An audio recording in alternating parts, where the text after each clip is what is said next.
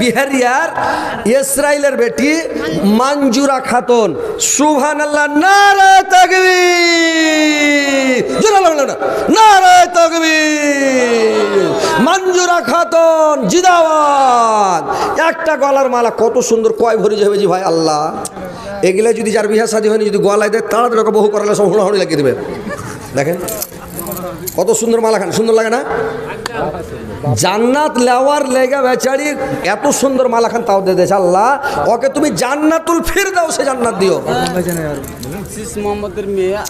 আল্লাহ। এই মেয়ে ছেলে 2225 টাকা নাকি, 2225 টাকা মেয়ে ছেলের তরফ থেকে এসে ভাই, এটি টাকা রাখেন। তারপরে গহনা শুরু হয়ে গেছে ভাই।